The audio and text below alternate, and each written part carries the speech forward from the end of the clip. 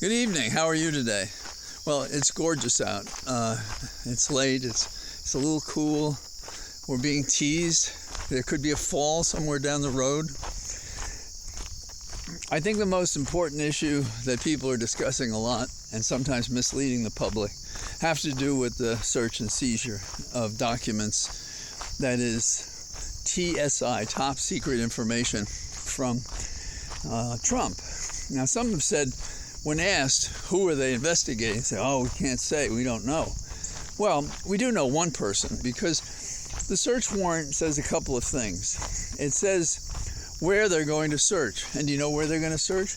They're going to search those areas where Trump has control and dominion over the area, not where the people may live in the various rented rooms and so forth, not public halls, places under his control.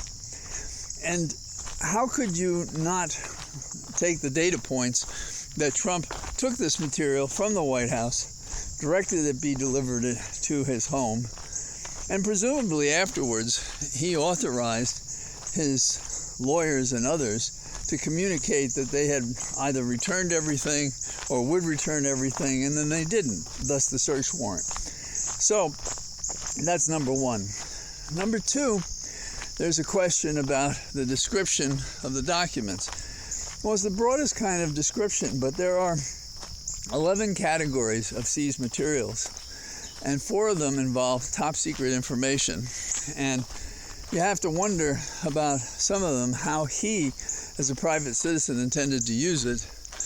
And when I've offered to say that, perhaps he was going to use it for money or power, the reaction I got from Twitter was, of course, what else would he do? So there's that. But now there's a new issue that we're all wrapping our minds around. And it is the search warrant affidavit that has to describe the probable cause by which the search was conducted.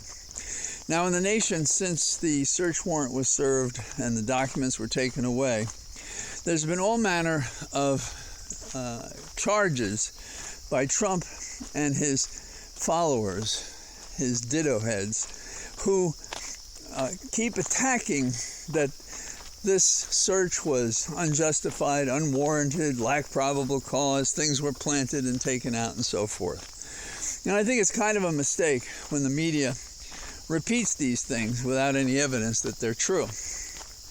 But just as Trump justified releasing the warrant and the inventory of what was seized, I think we're in a position where we should see the affidavit. Now, I've written to and said this to several people that we should be doing this. And on Monday, I believe, there are going to be members of the media in court asking that it be unsealed. Based on what I hear, quote, the experts say, I may be the only one that says you should release it.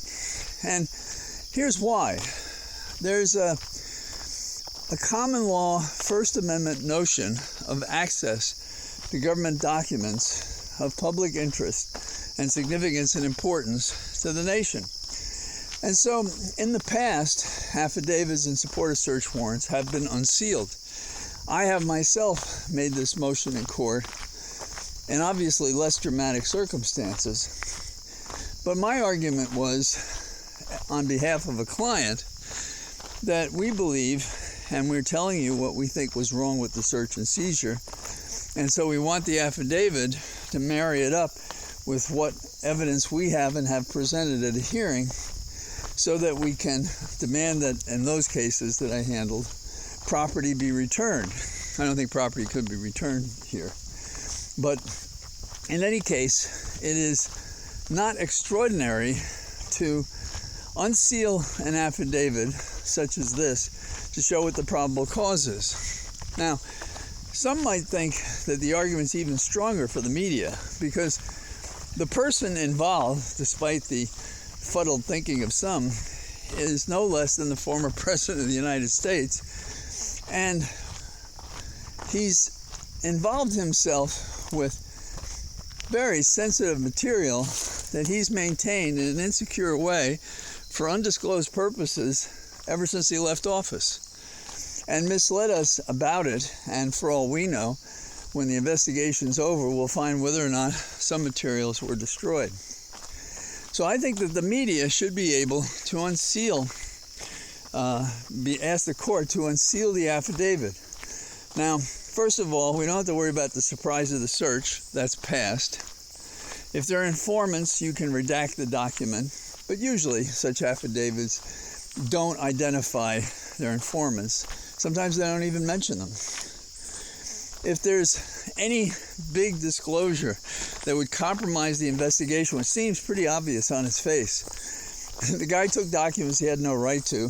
They can compromise national security. He's come up with a BS explanation afterwards that, I could just say they weren't top secret information. Really? I don't think it works that way. So I think the court, when it hears the argument, should release the information for two major reasons. One, in response to the media, because the media is invoking common law right of access to government papers, in this case involving our national security and the alleged misconduct of the president, in a document that lays out, to some extent, the probable cause by which the search was allowed and the documents were identified that needed to be searched.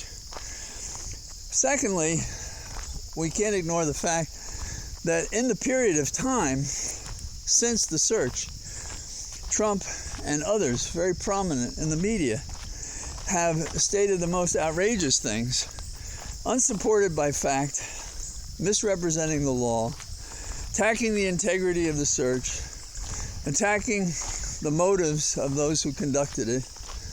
And because of that, because we as a nation must secure the integrity of our court system, or reveal that it's flawed, which I do not believe is what revealing this affidavit will show. And if it did, it should show that, and we should know about it. But I believe that when they say they were treated in the fashion they were, basically given a line of dope about what they had, that is Trump had, and what he had supplied and what he would supply and things like that, I think that we should close the gap and release the affidavit, redact it as necessary, and move on with evidence that this is a fair search involving a former president of the United States who has a history of both serial obstructionism, lies, deceits, and actions in violation of our democracy, and more like what a potentate, a dictator, a monarch would do. So, those are a couple of my thoughts. You don't need to agree with them, but it seems to me that transparency is the best thing we can do, particularly when the truth is on our side,